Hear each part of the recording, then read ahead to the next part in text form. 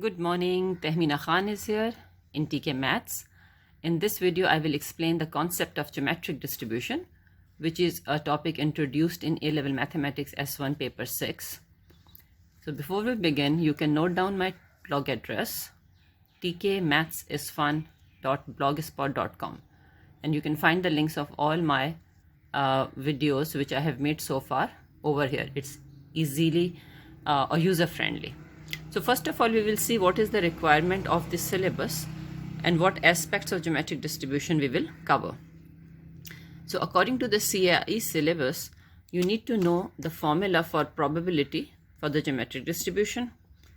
You should know how to calculate a probability, and second thing, use formula for the mean, which is expectation, and variance of the geometric distribution.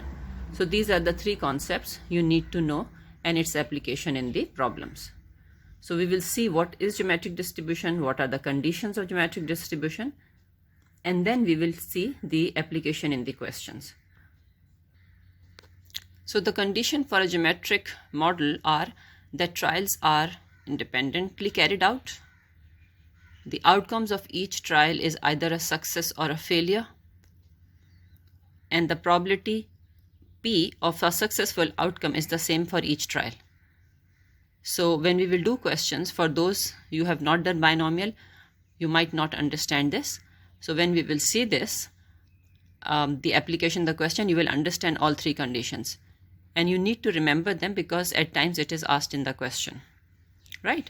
So now let's see what is a geometric distribution.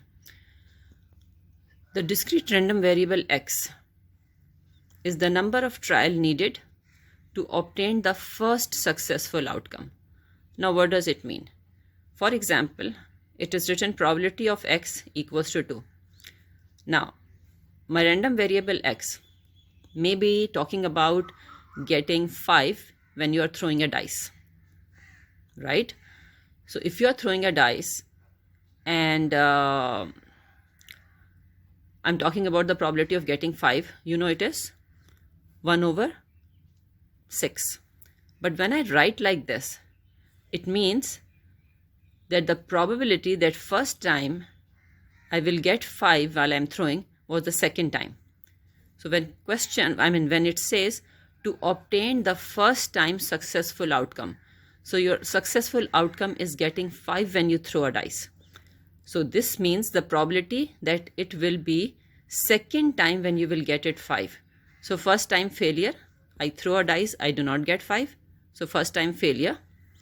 Second time I throw and I get 5. So first time it will be failure, second time it will be a success.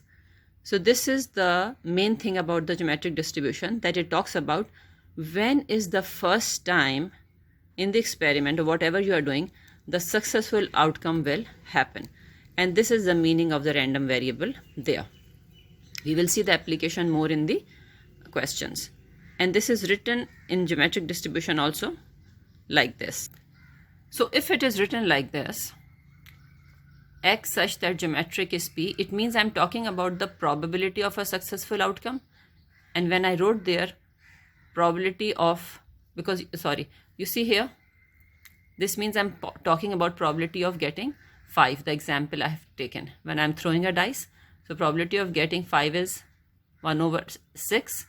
And my random variable, I'm talking about the probability of 5 when I throw a dice. So probability of x equals to 2 mean the second time I got the successful outcome. So the probability of success is all that is needed to describe the distribution completely. So the only parameter here is the probability of the success, right? So it is known as the perimeter of the distribution. And this is how it is written. Now let's see example 1, because we always understand better when we take examples. So first one is very simple one of the dice one, and then we will go to different questions. And those questions will help you to understand the real life application of the concept. So now consider a situation in which we are attempting to roll a 6 with an ordinary fair die, right? So what is the probability of getting 6? 1/6 in a die, right? So we are seeing the first time when we roll it. So let's see. So question may be, how likely are we to get a 6 on the first roll, on the second roll, on the third roll? Simply when you're throwing it, what are the chances that you get 6 first time, second time, third time? This is the explanation of the geometric distribution. So what do we mean here? Now see mathematically here. I roll it, first time I got 6. So probability is 1 over 6. Okay, or first time I got failure, it means not 6. When you put dash here, it means not this, not 6. Second time you throw a die, you get 6. So probability is 5 over 6 multiplied by 1 over 6. Now see here, what if you get success third time? First time failure, you did not get 6. Second time failure, you did not get 6. Third time you got 6, success. So it means 5 over 6 in multiply by 5 over 6 multiply by 1 over 6. So this is how you will write it. So you see 5 over 6 power 2 and 1 over 6. And what was this question will be like? Now see here how it will be written in geometric distribution. Okay, so you will express it like this. Random variable such that geometric is 1 over 6. This is the probability of getting 6 in a die. So if question says probability of x equals to 1, it means first time you get success. Right? Stepwise I'm explaining how to write because it's a new topic, so people usually maybe not know this thing. So probability of x equals to 2. It means first time failure, second time success. So you will write 5 over 6 multiplied by 1 over 6. You can use calculator to find out the probability. If it says probability of x equals to 3, it means failure, failure, p. Achha, by the way, I did not explain you what is q and p here. So you may not know. P is the probability of success. And because the 100% probability is always 1, so 1 minus p is represented as q, right? So this is a notation we use. So probability of x equals to 3 is first time failure, second time failure, third time success. So 5 over 6 square because 2 time it is not happening and third time it is happening. Here probability of x equals to 4. First time, second time, third time. Success does not happen. When we were rolling a die, 6 does not come. Fourth time it came. So 5 over 6 power 3, 1 over 6 power 1. So if we generalize a formula, or if you observe here, when I write probability of x equals to 3, what is the power? 2. And this is always 1 because that time it is happening. If I write probability of x equals to 4, what is here? 3. And this is again 1. So if we generalize that probability of x equals to r, then q will have power r minus 1 and p will have 1. So this is a generalization of the geometric distribution. So the perimeter of the geometric distribution is p, the probability of success on any one trial, right? And this is expressed like this. So now we will see examples which will help us to understand the application better. Now see example 2. If random variable x is such that geometric GEO represents geometric distribution is 0.4, find the probability that probability of x equals to 3. So now you understood, you have everything. So what you will write, p is 0.4, q is 1 minus p, which is 1 minus 0.4 equals to 0.6, right? Because sum of p and q should be equals to 1. So probability of x equals to 3 mean first failure, second failure, third success. So which means q2 multiplied by p power 1. So is equals to 0.6 square multiplied by 0.4 and you get the probability. I have shown this step to explain it to you. Otherwise I could write directly q power 2 multiplied by p power 1. we have just shown the generalization that power of q is 1 less than this. Okay, now let's see example 3. Now example 3 is very interesting because it has inequality in it. So far we have done probability of x equals to 3, probability of x equals to 2. So this is very interesting and it helps to understand a lot. So what is happening here in this example, the scenario is that Noor is playing a board game in which she needs to throw a 6 with an ordinary die in order to start the game. You know, just like in Ludo we do. So whoever got the first 6 will start the game. So find the probability that exactly 4 attempts are needed to obtain. So exactly 4 attempts are needed to obtain, which means I will read the rest of the part and then we will go one by one. It means the success is happening at the 4th time. At least 2 attempts are needed. So it means success can happen at 2nd attempt, or it can happen at 3rd or 4th or 5th and so on. This is the meaning of at least, right? Okay. She is successful in throwing a 6 in 3 or fewer. It means maybe she got success in 3rd time, 2nd time, 1 time, right? So we will write all this in inequality also. She needs more than 3 attempts to obtain. More than 3 means she got success in 4th time, 5th time, 6th time, right? You will see the wordings here when I will write in the mathematical form. So let's begin with the first one. Exactly 4 attempts. So in this question, x is the number of attempt up to and including the first outcome, right, of a 6. This is the situation. So you have to get 6 when you are throwing a die.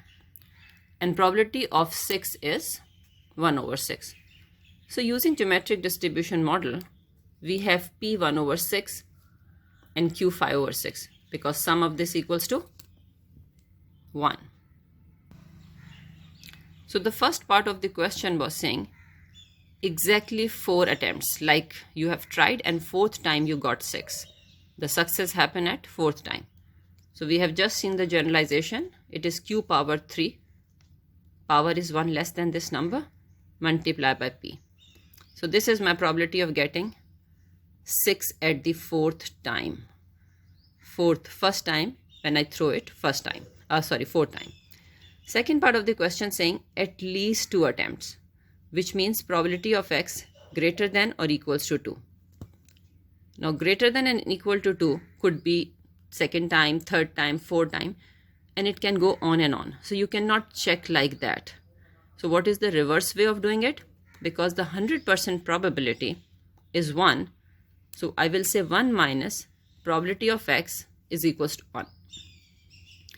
So because this probability we can calculate easily, the first time success happens. So I will write 1 minus p is equals to 1 minus 1 over 6.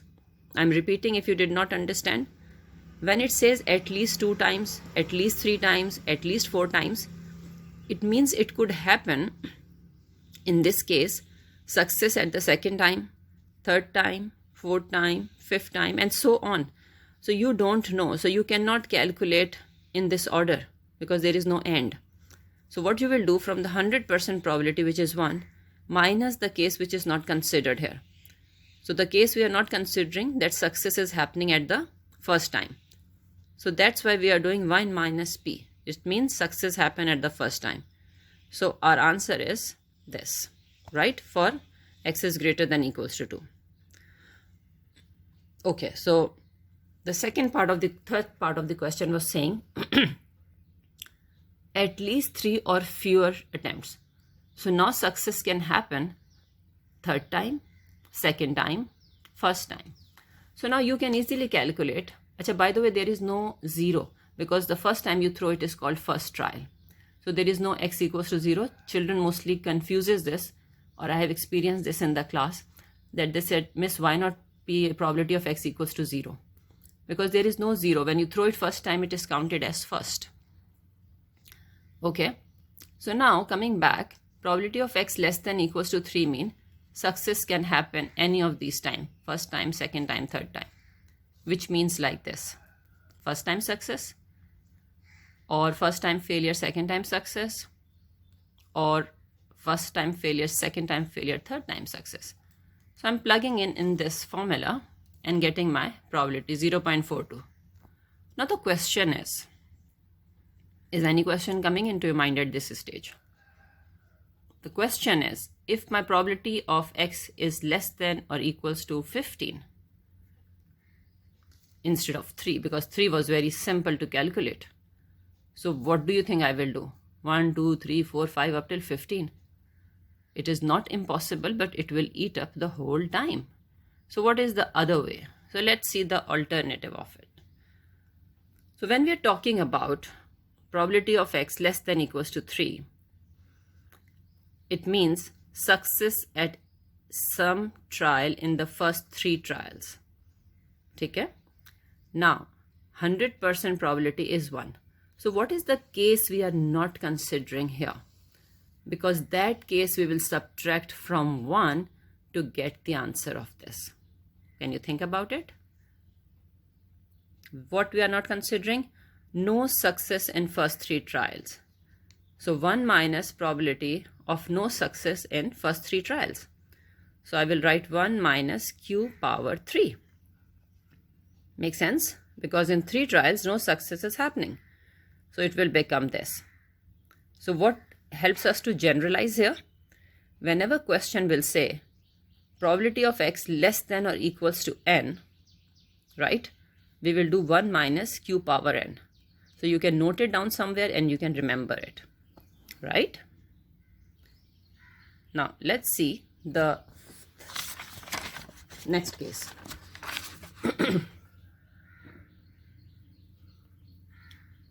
Now this case was saying, part D, that more than 3 attempts. Now more than 3 attempts mean probability of x is greater than or equal, greater than 3. Because success can happen at 4th time, 5th time, 6th time.